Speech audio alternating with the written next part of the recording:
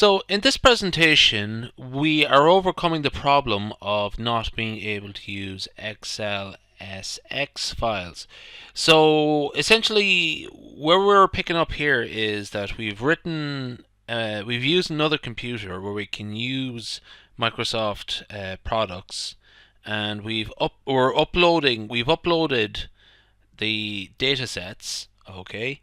And so what we have here is Mayo, hang on a second, the head of Mayo 2, that just brings up the first few columns, okay?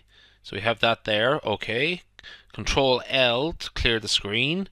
I'll just do dim of Mayo 3, that is, Mayo 3, 21 rows, 33 columns. Do something similar for 4. Yeah, good.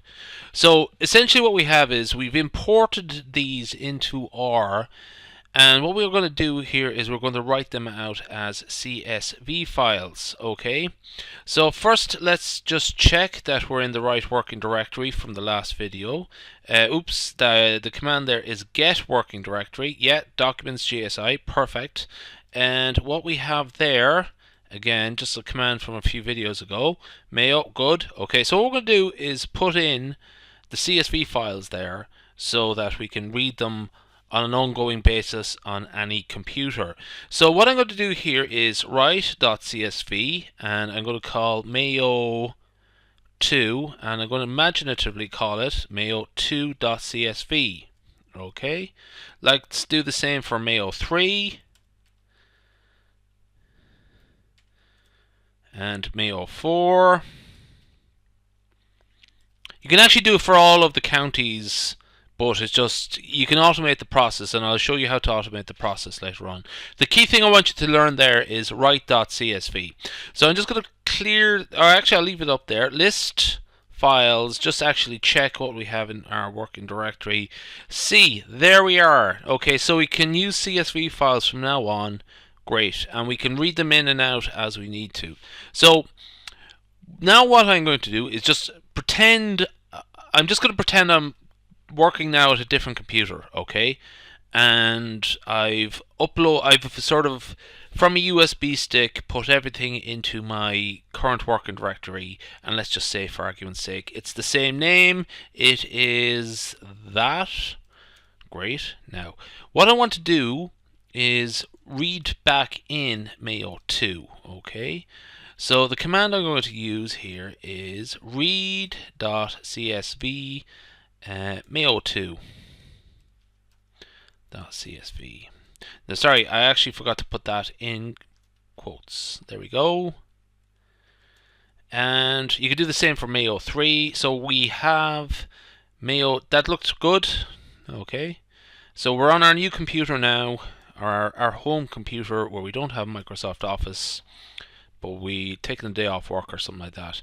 Anyway, there we have them there. So Mayo CSV or Mayo 1, 2, 3, and 4. Okay, so that's great. Now what I'm going to do actually is I sort of glanced at a few commands earlier on. So what I'm going to do here is actually, such as class and head and so on.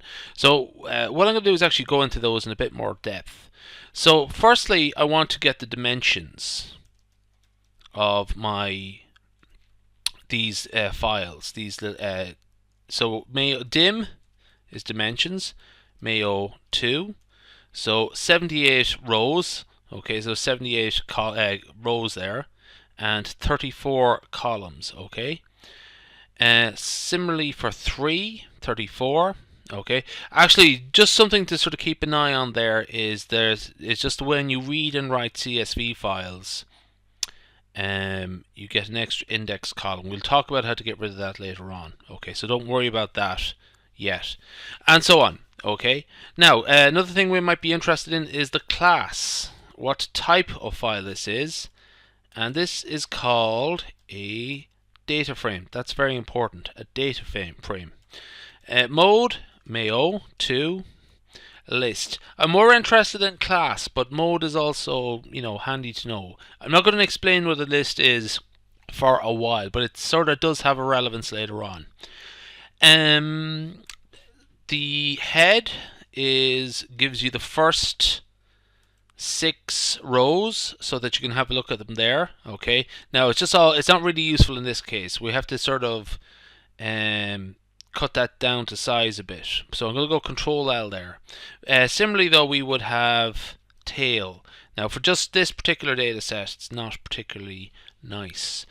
Well, it's not useful. So it's if for small numeric data sets, it might be useful to look at and get a sense of what's going on, but not in this case. Okay, another one actually I really like is names. So let's go here, names of Mayo 2. Okay, so these are just x1 and x2, just ignore them. They're just indexing files that we just sort of picked up on the way that we're going to get rid of later on. I'll show you how we're going to get rid of them later on. The rest of them are actually the original file name, column names. Okay, so this is what you would see in the first spreadsheet page. Okay, and there's a couple of interesting things down there. Comms actually is an important one. I just sort of you can actually check this yourself. General comments, drill comments, casing comments, or something. These are all comments. Okay, so actually, if we were to look at the last 3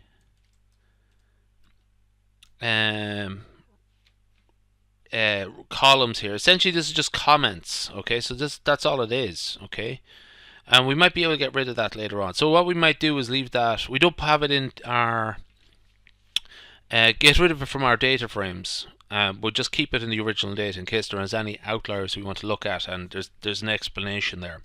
So that's great. We have Mayo 2. Here's a good one actually. This is one of my favorites. Save the best for last. Summary. Okay, Mayo 2.